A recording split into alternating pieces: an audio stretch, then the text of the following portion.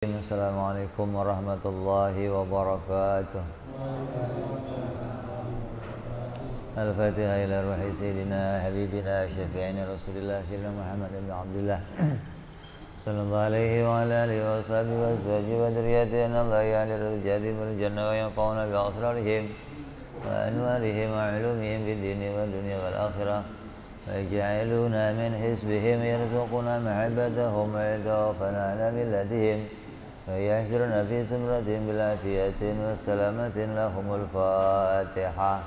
أعوذ بالله من الشيطان الرجيم. بسم الله الرحمن الرحيم. الحمد لله رب العالمين الرحمن الرحيم مالك يوم الدين.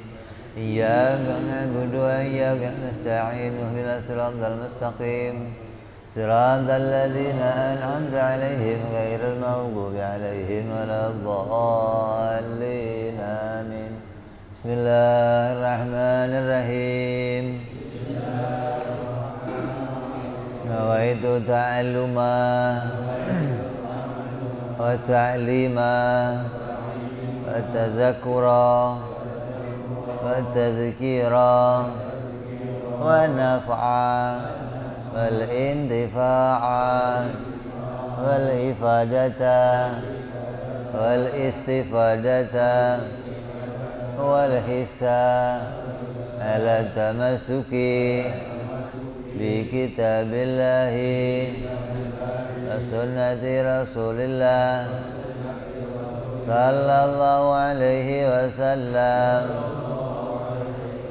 ودعاء إلى الهدى والدلالة على الخير ابتغاء مرضاته وقربه وثوابه وحسن الخاتمة مع اللطف والعافية وصلاح العاقبة.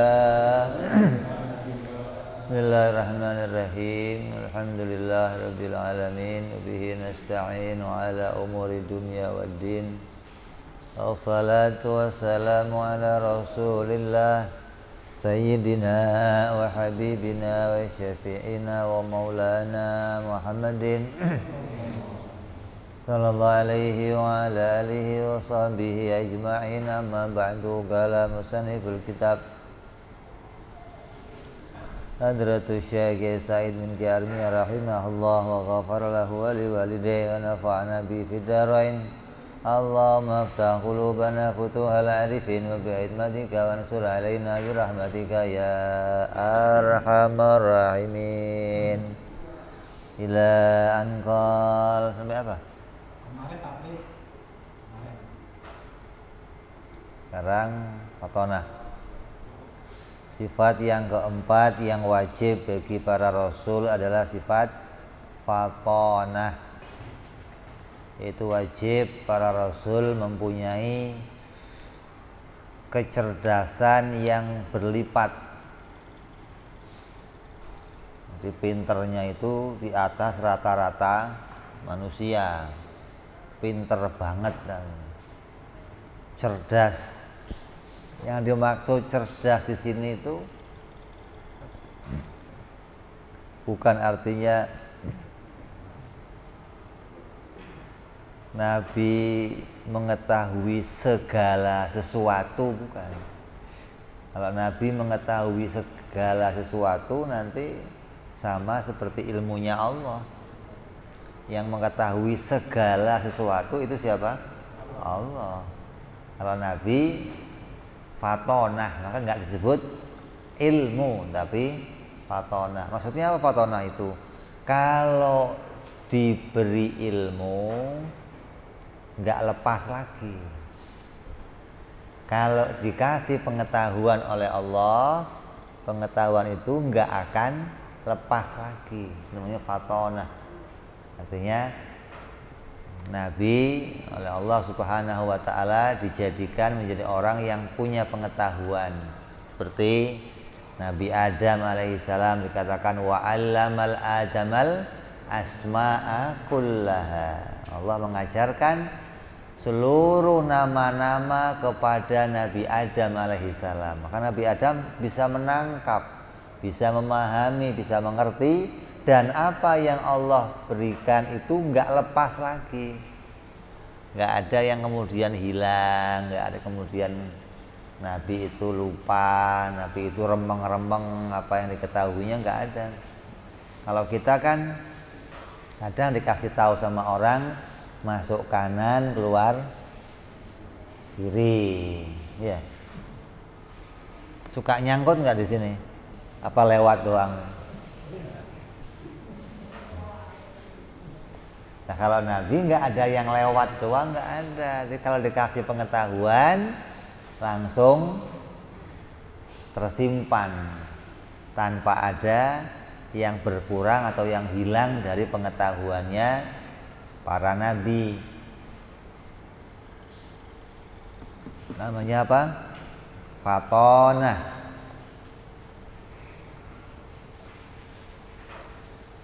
Dan ini fatonah ini berlaku untuk setiap nabi dan rasul. Semua nabi dan rasul pasti orangnya fatonah. Artinya mereka itu orang yang kalau diberikan perintah oleh Allah, diberikan pengetahuan oleh Allah, diberi amanah oleh Allah, maka akan selalu diingat tanpa pernah mereka lupa.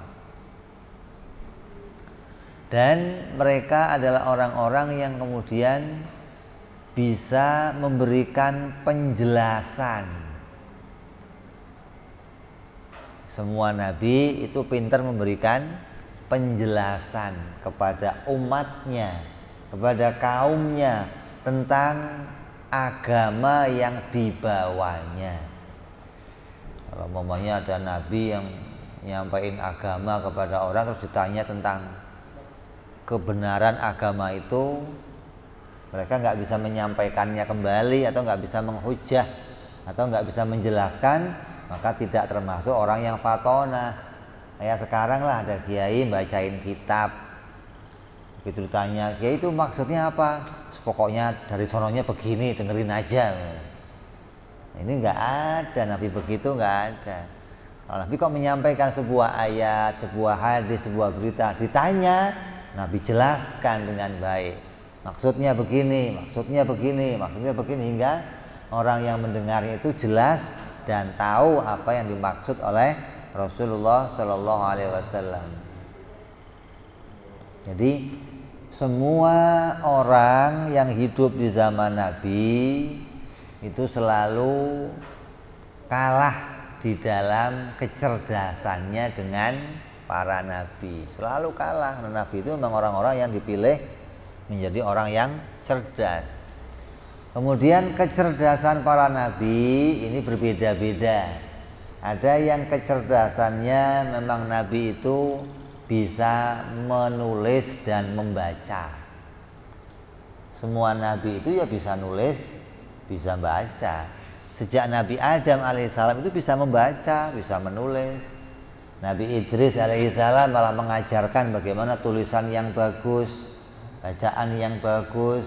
Sejak zaman nabi-nabi itu jangan sampai dipahami, oh nabi dulu mah belum bisa baca, belum bisa nulis, nggak ada begitu. Sampai dikatakan dalam sebuah hadisnya Rasul SAW bahwa setiap nabi diutus oleh Allah itu dengan suara yang bagus dan wajah yang ganteng. Semua nabi diutus dalam keadaan demikian. Hingga Nabi kita Muhammad SAW pun, maka beliau termasuk orang-orang yang diberikan oleh Allah kecerdasan, dan beliau juga menjadi orang yang dalam satu riwayat dikatakan Nabiyil Ummi. Apa arti Nabiyil Ummi? Nggak bisa baca, nggak bisa nulis. Ini jangan diartikan nggak bisa baca, tidak pernah membaca dan tidak pernah menulis, begitu loh. Nabi Muhammad SAW berbeda dengan nabi sebelumnya. Nabi sebelumnya ada yang membaca, ada yang menulis. Tapi Rasulullah oleh Allah tidak diperintahkan membaca dan tidak diperintahkan menulis. Artinya tidak ada bacaan yang perlu dibaca oleh Rasulullah untuk beliau bisa mempunyai suatu pengetahuan. Kamu kalau baca buku tujuannya apa? Mau cari pengetahuan. Kamu kalau nulis tujuannya apa? Kamu kalau nulis tujuannya apa?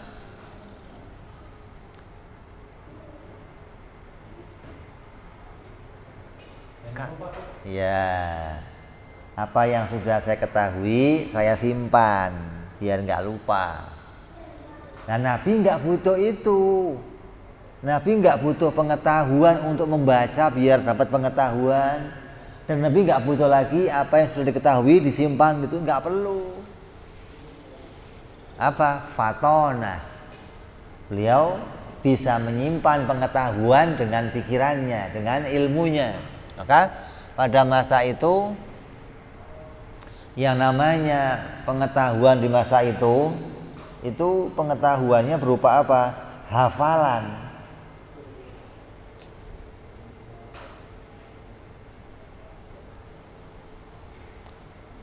Orang hafal. Kalau sekarang ini hafalan itu enggak menjadi pedoman. Kalau dulu hafalan itu menjadi patokan. Orang yang nulis di masa itu dianggap orang yang kurang hebat. Tapi orang yang nggak pernah nulis di masa itu dianggap orang yang hebat.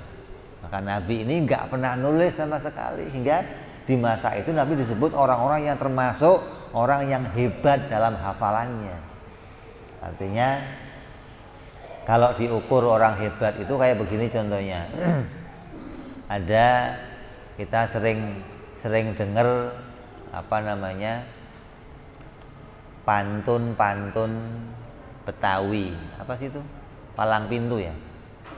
Orang Betawi kalau mau kawin sering bikin acara apa? Palang pintu. Acaranya apa palang pintu itu? Bales-balesan pantun. Artinya satu dari pihak sana, satu dari pihak laki-laki, perempuan, kemudian saling berbalas pantun, saling berbalas syair. Nah, di zamannya Rasul itu syair juga jadi andalan.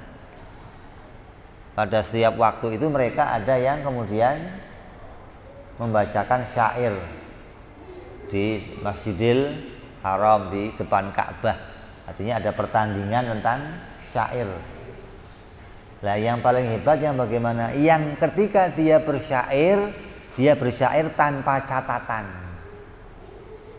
Terus dia bisa membalas syairnya orang lain dengan spontan juga tanpa catatan. Nah, ini termasuk orang-orang yang hebat. Kalau ada orang kok membalas syair pakai tulisan, ngarang dulu, hapus lagi, mikir, nah, itu nggak hebat. Masa itu di pikirannya sudah tersimpan segala pengetahuannya, sehingga ketika dia mau bersyair langsung spontan keluar apa yang dia hafal. Ini tanda atau menunjukkan fatonahnya Nabi Muhammad SAW yang pada masa itu tidak menjadi patokan bahwa orang cerdas itu justru yang membaca dan yang menulis. Kayak sekarang lah. Sekarang ini patokannya orang pinter apa sekarang ini? Sekarang ini patokannya orang pinter apa?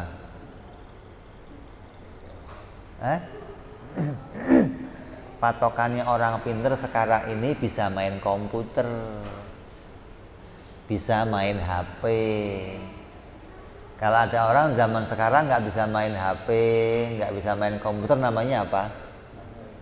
Gaptek. Walaupun bisa baca, walaupun bisa nulis, gitu loh.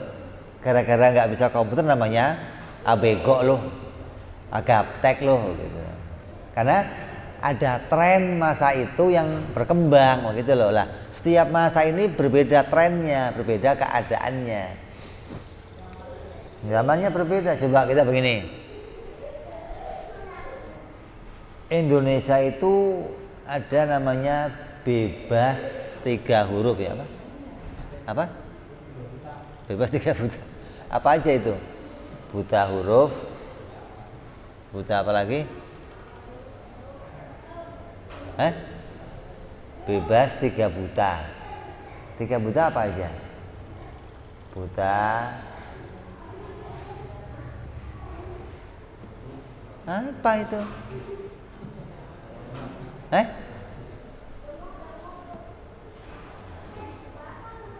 Itu mulai bebas 3 buta itu mulai kapan? Zamannya Kartini udah ada belum itu?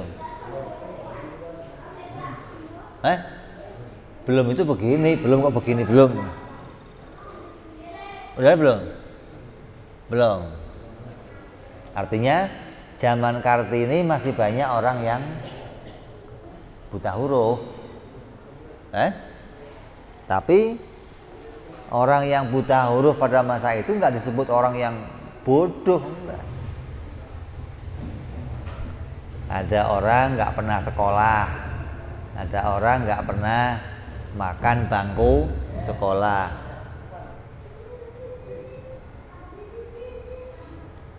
Tapi kalau disuruh ngitung cepet, asal dia dagang kali-kalian ini sekian kali sekian, wah cepet udah pokoknya. Asal suruh jumlah cepet, asal suruh ada begitu. Kadang sama kalkulator cepetan dia malah.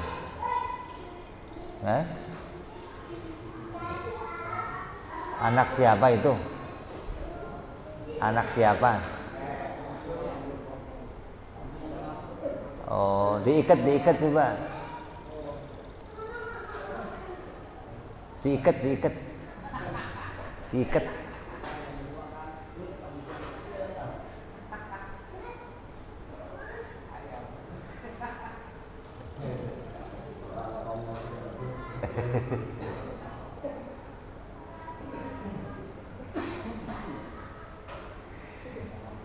Jadi kita harus bisa konsekuen, bisa melihat bahwa Nabi itu nggak pernah baca, nggak pernah nulis. Jangan dianggap Nabi itu bodoh, gitu loh. Ada hikmah yang luar biasa yang Allah simpan di dalam keadaan Nabi, yang Nabi itu tidak diperintahkan baca dan nulis. Dalam kitab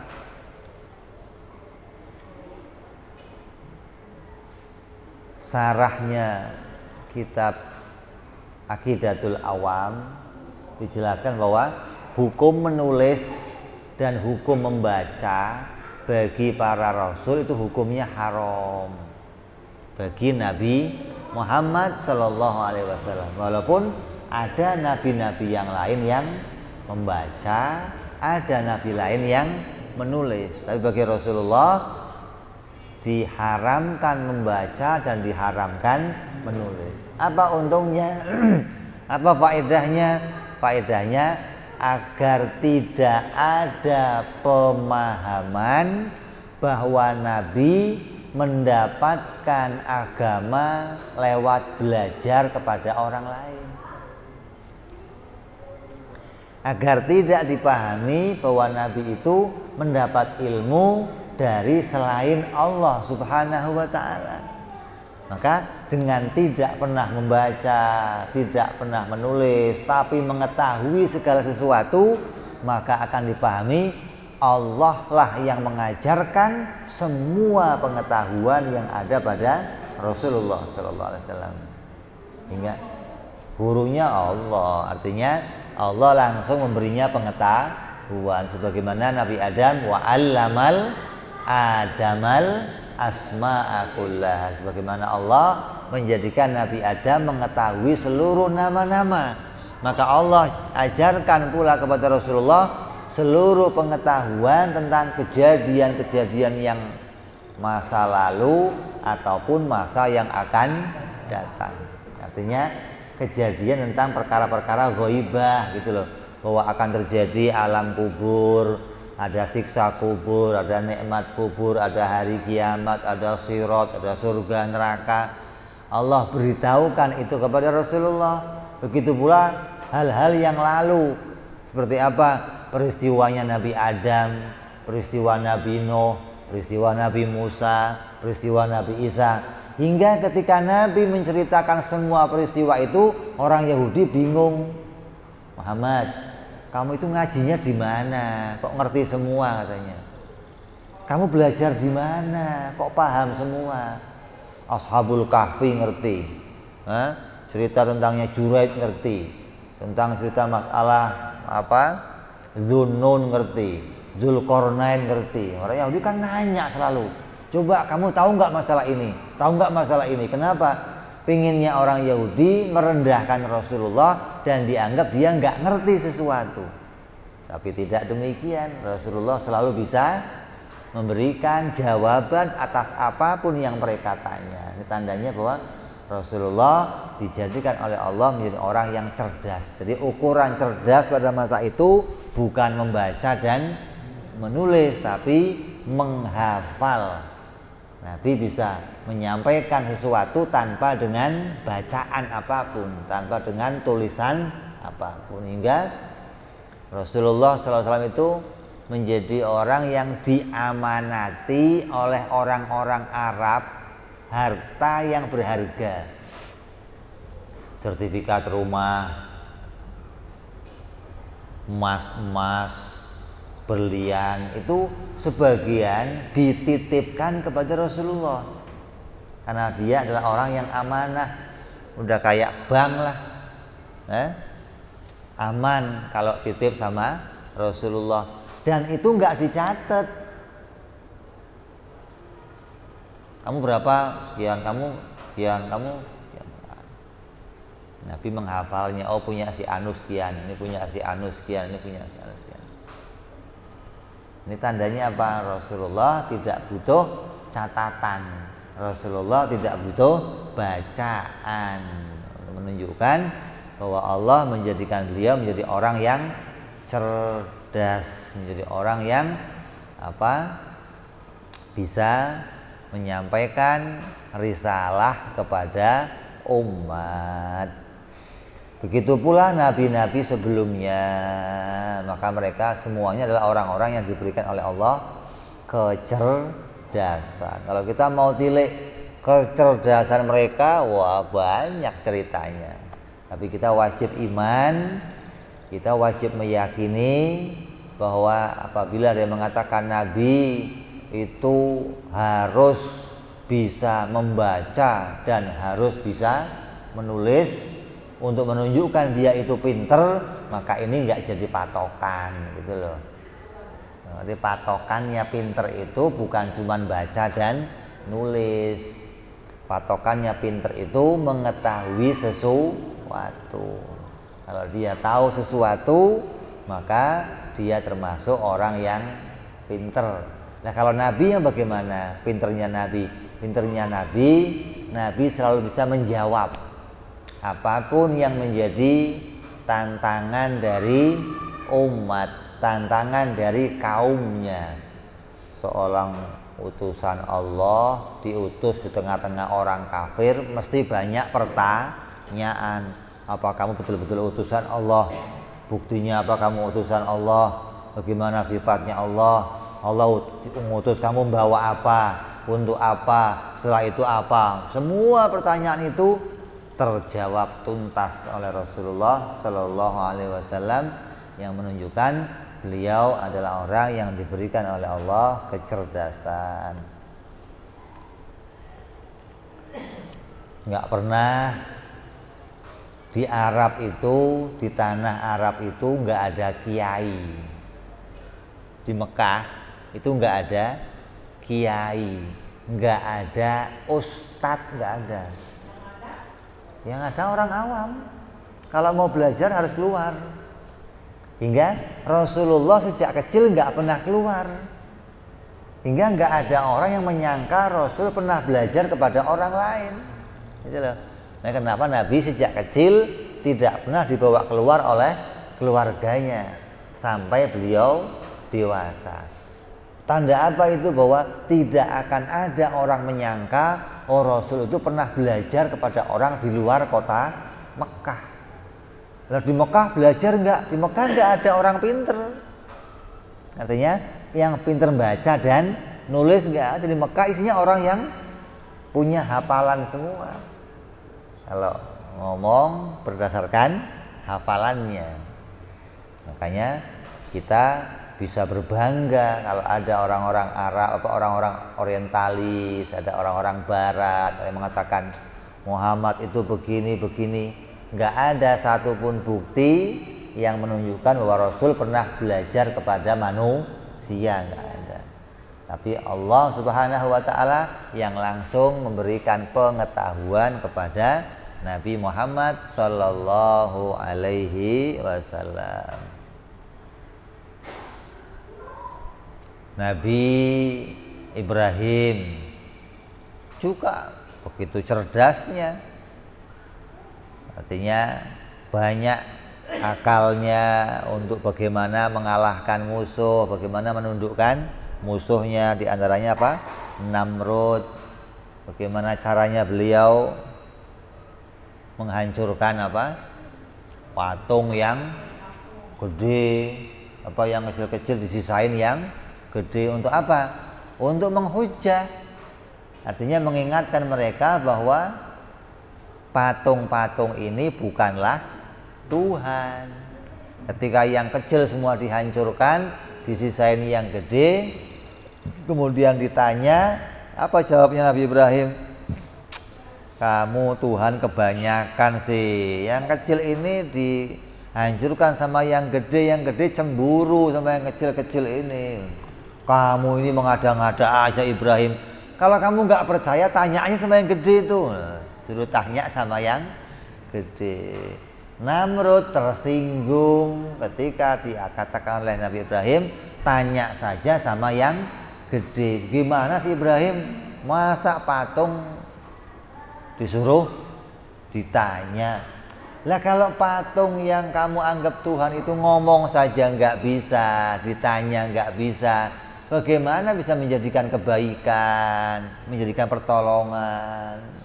Ini cara Nabi Ibrahim menyadarkan kaumnya pada masa itu. Terus nabi-nabi yang lain siapa lagi? Nabi Allah Musa alaihissalam. Bagaimana Nabi Musa ketemu sama Fir'aun? Ketika Nabi Musa ketemu sama Fir'aun, maka Fir'aun beberapa kali dilecehkan oleh Nabi Musa, dihujah, hingga Fir'aun nggak bisa menjawab apa yang menjadi tantangan atau bantahan dari Nabi Musa alaihissalam.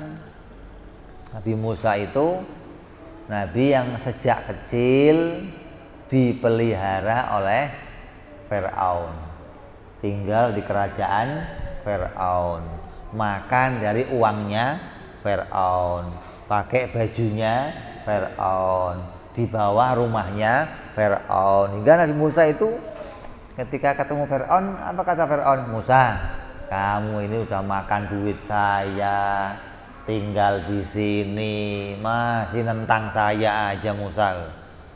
Apa kata Nabi Musa? Yang saya makan itu hartanya Allah, yang saya tempati itu adalah apa? Buminya Allah, yang saya pakai juga rezeki dari Allah, bukan dari kamu, bukan Fir'aun gitu. Artinya ini mengingatkan kita. Ini kalau kita bisa ambil petik hikmah kejadiannya Nabi Musa, ini luar biasa. Sekarang ini banyak para penjahat. Siapa? Penjahat yang membiayai orang-orang baik untuk sekolah. Polisi disekolahin, orang-orang baik disekolahin.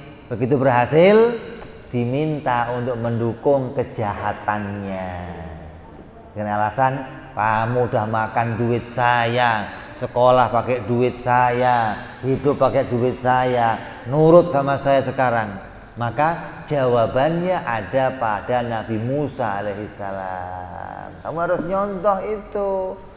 Sekarang kan enggak. Makanya coba kayak siapa namanya, para cukong-cukong, ya, kata mereka gampang menundukkan Indonesia, gampang. Gimana caranya? Kasih sekolah mereka semua pakai uang kita, pejabatnya berikan yang mereka mau. Nah, terus sampai mereka berhasil punya jabatan, punya titel, punya.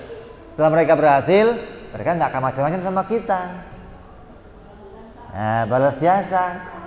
Ini sudah Allah berikan contoh kepada Nabi Musa alaihissalam. Apa jawaban Nabi Musa? Yang saya makan hartanya Allah, rezekinya Allah, saya tinggal di buminya Allah, nggak berurusan sama kamu saya. Itu begitu mestinya. Hingga betul-betul pengetahuannya, ilmunya, jati dirinya tetap dipertahankan. Bukan terus jadi orang-orang yang nggak enak saya.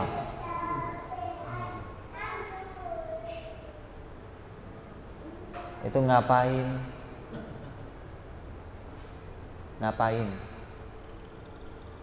Kamu ngapain?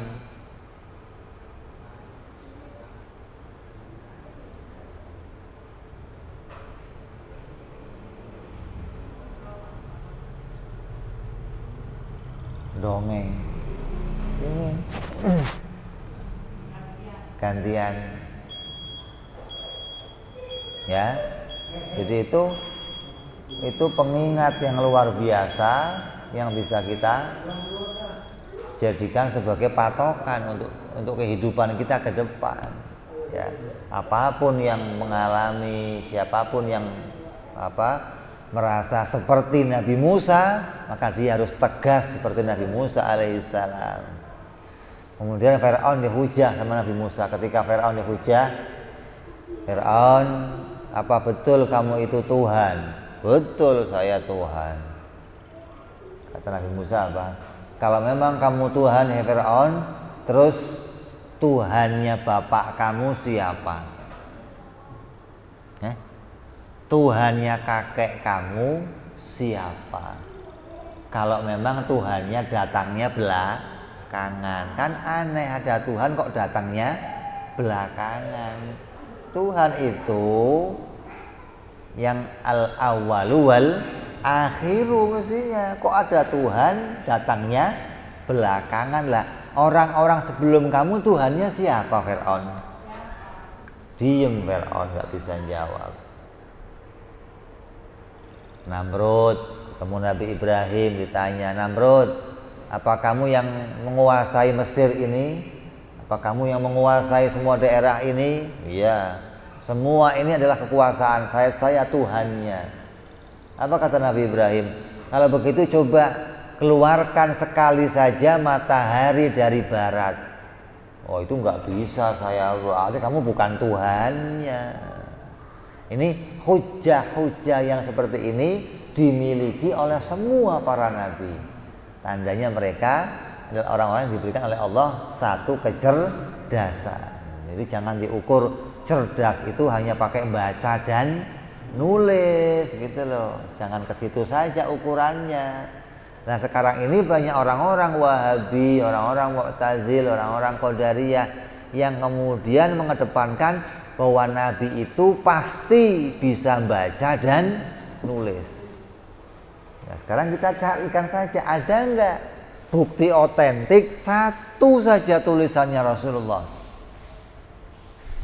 Satu saja perkara yang pernah dibaca oleh Rasulullah Shallallahu Alaihi Wasallam. Jadi kalau di dalam bahasa Arab itu ada yang namanya iqra, qoro'a, ada yang namanya yatlu atau tilawah. Maka ada qiraatil Quran, ada tilawatil. Bedanya apa? Beda. dalam bahasa Arab beda. Qiraah itu baca yang nggak pakai tulisan teks, itu namanya qiraah. Kalau tilawah baca yang ada panduan tulisannya, gitu loh. Rasul disuruhnya apa? Iqra. Bukan yatlu, bukan itlaq, bukan. Tapi iqra. Jadi suruh membaca. Artinya tirukan bacaan saya. Bukan nih buku baca. Oh, bukan iqra kalau begitu. Nah, ini kita harus tahu bahasanya. Jadi kalimat iqra itu maknanya membaca yang nggak pakai tulisan. Beda sama tilawah. Kalau tilawah itu baca yang pakai tulisan.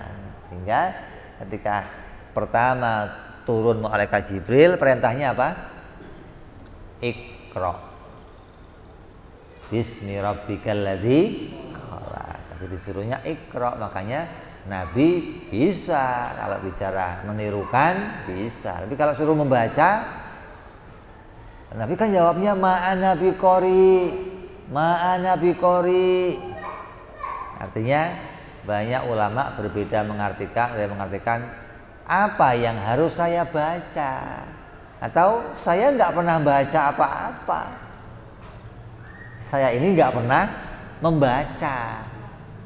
Setelah dipeluk oleh malaikat Jibril lagi, dipeluk ketiga kalinya, Nabi diberikan oleh Allah pengetahuan untuk bisa membaca dan menulis. Jadi spontan dijadikan oleh Allah bisa baca dan nulis, tapi tidak pernah dipakai membaca dan menulis. Karena nggak perlu itu, nggak butuh maksudnya. Orang sudah fatona ngapain pakai baca?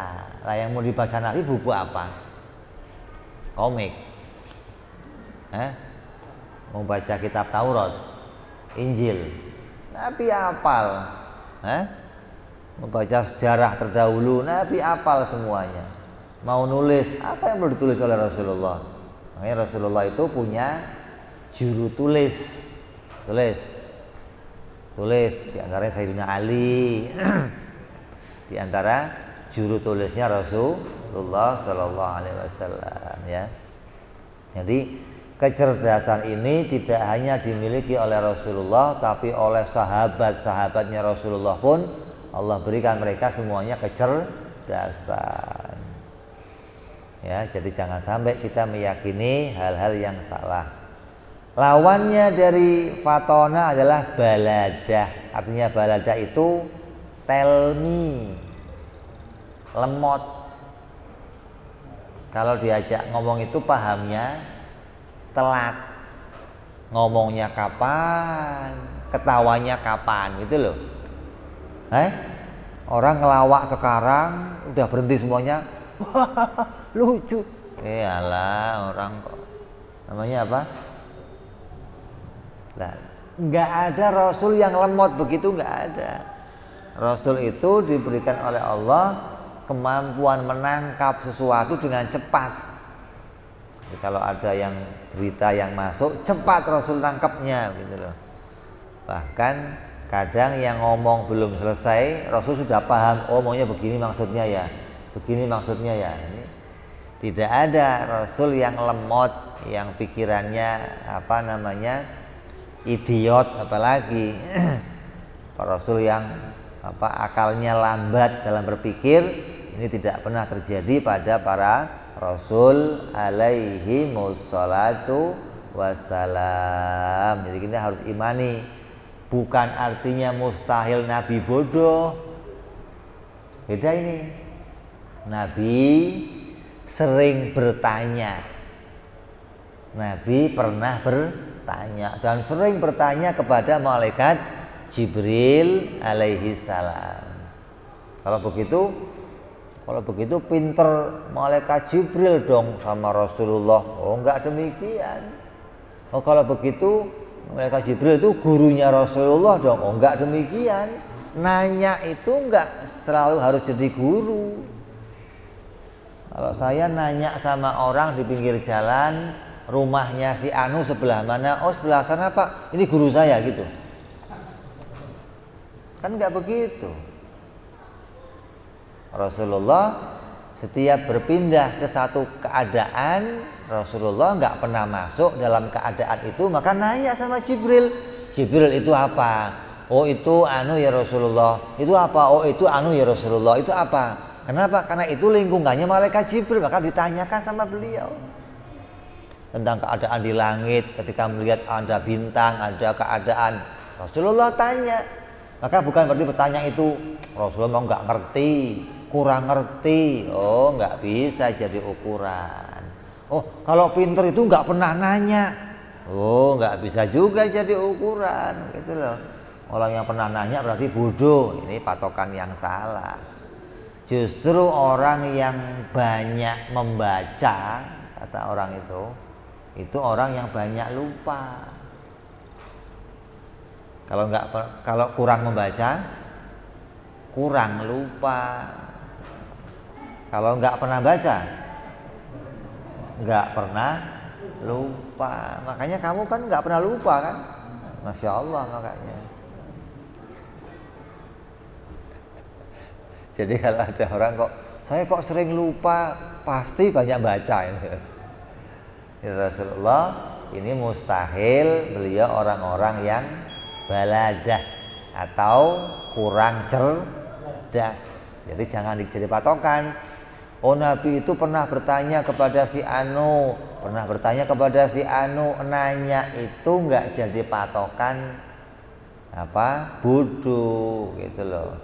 Nanya itu tentang perkara-perkara yang memang dia tidak ada kepentingannya sama agama. Adapun urusan syariah, urusan agama, urusan hukum-hukum, maka karena yang sampai kepada Rasulullah melalui malaikat Jibril, maka Rasulullah menanyakannya kepada malaikat Jibril alaihi salam. Ini ayat ini maksudnya apa ya Jibril? Oh maksudnya begini ya Rasulullah. Perintahnya ke arah ini, larangannya begini.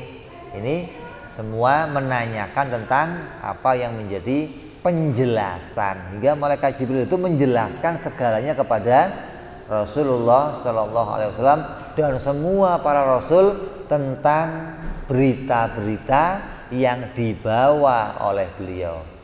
Karena malaikat Jibril membawa apa? Membawa tulisan dan membawa maknanya sekalian. Tulisannya dari Lauhil Mahfuz dibawa oleh malaikat Jibril, dan makna yang Allah jadikan paham disampaikan oleh malaikat Jibril alaihissalam. Ya, jadi Rasulullah ketika bertanya kepada malaikat Jibril, bertanya kepada yang lain, jangan jadi ukuran orang yang nanya itu pasti orang yang bodoh, nggak demikian. Jadi yang namanya bodoh, yang mustahil bagi Rasul itu kalau dia lemot dalam berpikir atau kurang cerdas dalam berpikir, atau kalau ada orang bertanya dia tidak memahami pertanyaan itu. Ada. Rasulullah selalu bisa memahami apapun yang menjadi permasalahan di antara umat. Apapun masalahnya Rasulullah paham. Oh ini keadaannya begini, situasinya begini, harusnya begini. Ini saking cerdas dan selalu bisa membaca situasi. Ini tandanya dia orang yang diberikan oleh Allah kepintaran atau kemampuan di atas rata-ratanya manusia. Mustahil baladah atau mustahil Rasul punya akal yang kurang dalam berpikir. Selesai kita bahas sifat yang wajib bagi Rasul yang jumlahnya ada 4, dan yang mustahil bagi Rasul yang jumlahnya juga ada 4. Maka kita sudah membahas 8 sifat bagi para Rasul. Kemudian kita akan bahas lagi berikutnya insyaallah, yaitu sifat jaiz bagi para Rasul alaihi wassalatu wassalam, yaitu wuqu'ul a'radil basyariyati lahum allati la tuaddi ila naqsin fi maratibihimul aliyah, yaitu terjadinya, bolehnya terjadi sifat-sifat kemanusiaan pada diri para Rasul alaihimussalatu wassalam. Kita akan bahas, perjumpaan yang akan datang. Wallahu a'lam bishawab. Wa ila hadratin nabi. Al-Fatihah. A'udzu billahi minasyaitonir rajim. Bismillahirrahmanirrahim. Alhamdulillahi rabbil alamin arrahmanir rahim maliki yaumiddin. Iyyaka na'budu wa iyyaka nasta'in. Ihdinas siratal mustaqim. Siratal ladzina an'amta 'alaihim ghairil maghdubi 'alaihim waladdallin. Amin. Ya Rabbana i'tarafna bi annana i'tarafna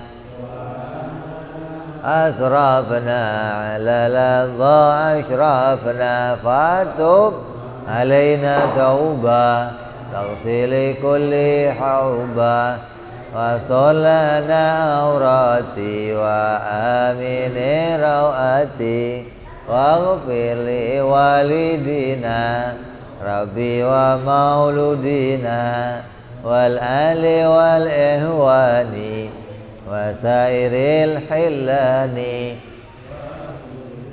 mahabbah au jiratin au suhbah wal muslimina ajma amina rabbi isma fadlan wa judan manna la biktisabi minna bil mustafa rasuli nahda bi kulli suli salla wa sallam rabbi alaihi andal habbi wa alihi wa sahbi idada ta'si suhbi walhamdulil ilahi fil bad'i wa tanahi subhana rabbika rabbil izzati amma yasifun salamun alal mursalin alhamdulillahi rabbil alamin. Assalamualaikum warahmatullahi wabarakatuh.